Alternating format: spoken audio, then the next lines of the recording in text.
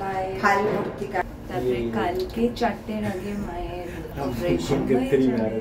আজকে তো আরো চরম অভিজ্ঞতা হচ্ছে, আর একটার পর একটা টেস্ট কিন্তু দিয়েই যাচ্ছে।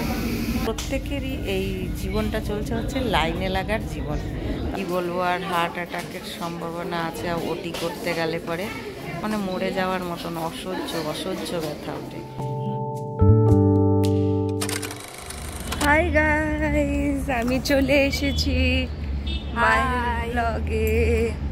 এখন আমরা ডক্টরের কাছে যাচ্ছি ফাইনাল রিপোর্টস দেখাতে, তারপরে কোথায় যাবে। এই দেখুন এখানে আর এটা হলো হসপিটালের রাস্তা, এইটা হলো সিটি সেন্টার এখানে, আর this is Neotia nursing home. Let's go, here is মামি। আস্তে আস্তে যাচ্ছি, এবার ডাক্তার কি বলে কখন কোন ভর্তি করবে দেখি।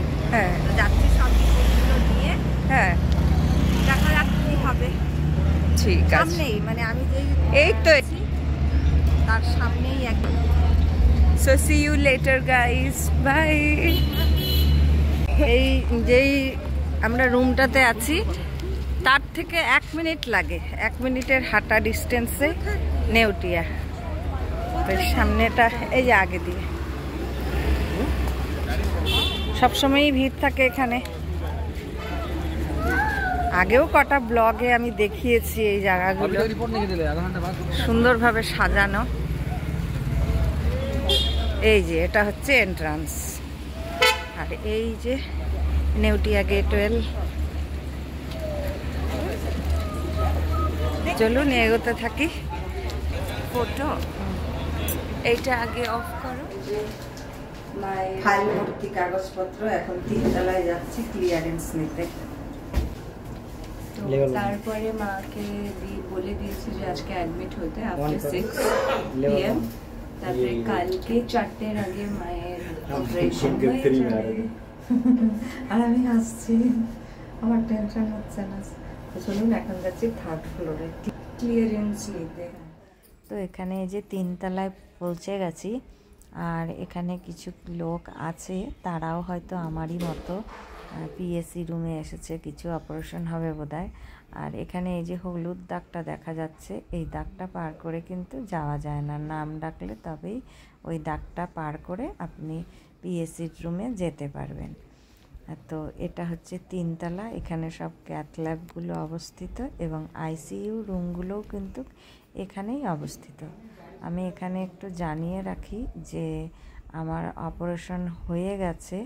আমি এতদিন অসুস্থতার জন্য এডিট করতে পারিনি, এখন আস্তে আস্তে এডিট করে আমি ভিডিওগুলি দেব এবং অনেক তথ্যই আপনাদের সামনে তুলে ধরব। সেজন্য আপনারা আমার চ্যানেলটির উপরে দৃষ্টিপাত রাখুন, চ্যানেলটিকে সাবস্ক্রাইব করে পাশে থাকুন। তো এই যে রুমটা আছে, যে এই রুমটাতে আমাকে যেতে হবে।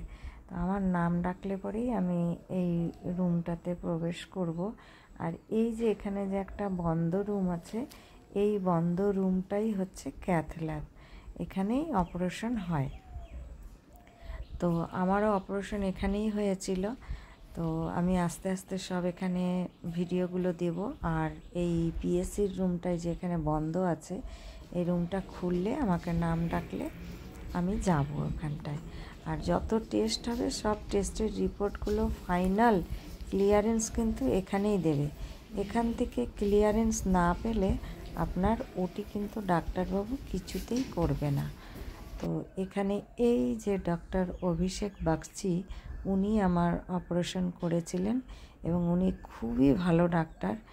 এই দুর্দিনে কিন্তু উনি আমাকে এবং আমার ফ্যামিলিকে প্রচণ্ডভাবে সাহায্য করেছিলেন।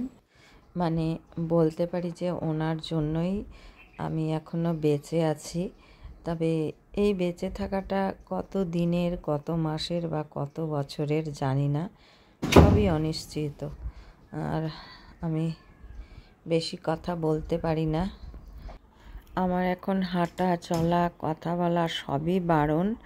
মানে কিছুই বুঝতে পারছি না কি হয়েছে।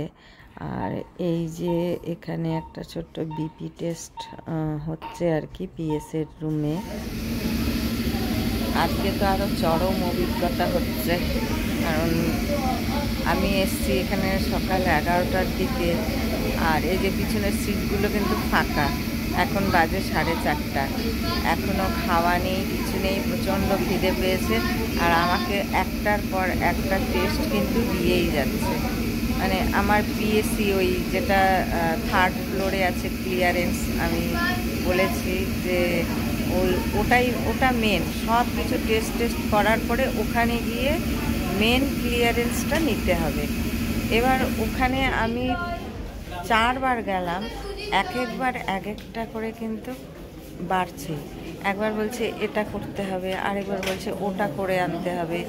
এইভাবে করতে করতে আমার মানে কি বলবো, আর একটা করতে গেলে টোকন নিতে হয়, আবার সেটার বিল পেমেন্ট করা, সেখানে লাইন, মানে জীবনভরটা লাইনই লাগাতে হয়, প্রত্যেকটা জায়গায় লাইন।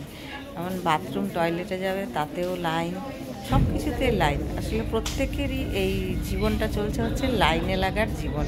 তো আমিও লাইন লাগিয়ে যাচ্ছি, সকাল থেকেই লাইন লাগাচ্ছি, কিন্তু এখনও আমার কাজ শেষ হয়নি। এখন কটার সময় যে অ্যাডমিশন হবো সেটা আমি কিছুই বুঝতে পারছি না, আদৌ আজকে হতে পারবো কি না।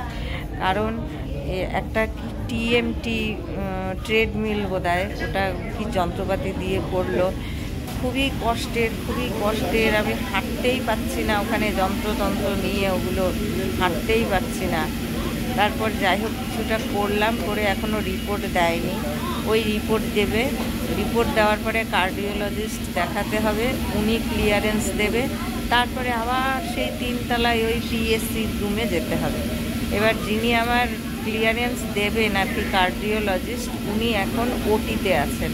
সেই ওটিতে এখন 2 ঘন্টা 3 ঘন্টা না কয় ঘন্টা লাগবে কিছুই বলা যাচ্ছে না। সো কী হবে বুঝতে পারছি না, আজকে আদৌ অ্যাডমিশন হবে কি না। এদিকে মেন যে আমার সার্জেন, তিনি কিন্তু আমার প্রেসক্রিপশনে লিখে দিয়েছে যে আজকে অ্যাডমিশন হবে, এবং আজকে হচ্ছে 6 তারিখ, 6 তারিখে অ্যাডমিশন হবে এবং 7 তারিখে ওটি হবে। কিন্তু বুঝতে পারছি না এখন কী করবো আমি এখানে শিলিগুড়িতে এসেছিলাম 13 ফেব্রুয়ারি, তার রাত্রে এসেছিলাম। তারপর দিন সকাল থেকে 14 ফেব্রুয়ারি ভ্যালেন্টাইন্স ডে, আমার ভ্যালেন্টাইন্স ডে এই নেউটিয়াতেই কাটলো। তো এখানে 14 ফেব্রুয়ারি থেকেই আমি শুধু আনাগোনা করছি, একটার পর একটা টেস্ট হয়ে যাচ্ছে, একটা ডাক্তার দেখাচ্ছি, আরেকটা ডাক্তার দেখাচ্ছি, কোনো সময় আসছি তো কোনো ডাক্তারই নেই, ছুটিতে রয়েছে সব ডাক্তাররা। এইভাবে করে চলছেই, আজকে প্রায় 1 মাস হতে চললো। যাই হোক ডেট দিয়েছে, সেই তো এই যে অবস্থা যেগুলো আপনাদেরকে শোনালাম। তো কি বলবো আর, এর আগেও একটা ভিডিও ছেড়েছিলাম, সেই ভিডিওতে আমি এখানকার অভিজ্ঞতার কথাগুলো বলেছি, বাট কি বলবো, মানে আজকে তো আরও ভীষণ অভিজ্ঞতা আমার হচ্ছে, এবং এই ভিডিওতে আমি তুলে ধরলাম এই জিনিসগুলো। এবার দেখি অ্যাট লাস্ট কী হয়, আপনারা অপেক্ষায় দেখুন ফাইনাল কথাটা শোনার জন্য। তো এখন যেটা খবর দিল আর কি, যে আমার যে হার্টের যেটা টেস্টটা হলো ওটাতে পজিটিভ ধরা পড়েছে, মানে কি বলবো, আর হার্ট অ্যাটাকের সম্ভাবনা আছে ওটি করতে গেলে পরে। তো এখন কার্ডিওলজিস্ট তিনি ওটিতে আছেন, উনি বেরোবেন, তারপর দেখবেন, তারপর কি বলে সেই অনুযায়ী কাজ হবে। কোনটা আগে ট্রিটমেন্ট করব, কোনটা পরে ট্রিটমেন্ট করব, কিছুই বুঝতে পারছি না। এদিকে যখন গল ব্লাডারে স্টোনের যে ব্যথাটা ওঠে, ওটা মানে মরে যাওয়ার মতন অসহ্য ব্যথা ওঠে। এবার কোনটা কি করব কিছুই বুঝতে পারছি না। আপনারা সঙ্গে থাকুন, দেখতে থাকুন ভিডিওটি। আমার আর এখন ভাল লাগছে না, আমি বাড়ি চলে যাচ্ছি, ভীষণ টায়ার্ড আমি, সকাল থেকে না খাওয়া দাওয়া। এবার মনে হয় আর হবে না নাকি জানি না, মেয়েকে রেখে আসছি, ডাক্তার ওটি থেকে বার হলে পরে কনসাল্ট করে নেবে, কি হয় তারপর বোঝা যাবে। তো আজকে ভিডিওটা আমি এখানেই রাখছি। আমার ভিডিওটি দেখে কারো যদি কোনো উপকারে লাগে তাহলে ভালোই হবে। ভিডিওটি ভালো লেগে থাকলে লাইক কমেন্ট শেয়ার করে দেবেন, আর সবসময় সোনার সংসার ব্লগসের পাশে থাকবেন, আর আমার জন্য একটু প্রে করুন যাতে তাড়াতাড়ি সুস্থ হয়ে উঠি, ওটিটা যাতে হয়ে যায়। কিন্তু ডাক্তার ডাইরেক্টলি বলে দিল এটা করতে গেলে কিন্তু একটু রিস্ক আছে স্ট্রোক হওয়ার। সেজন্যই মেয়েও আপসেট হয়ে গেছে, ওর বাবাও চিন্তিত হয়ে গেছে। আমারও তো চিন্তা হয় না, কারণ সকাল থেকে করে যাচ্ছি। তো চলুন ভিডিওটা এখানেই রাখছি, টাটা।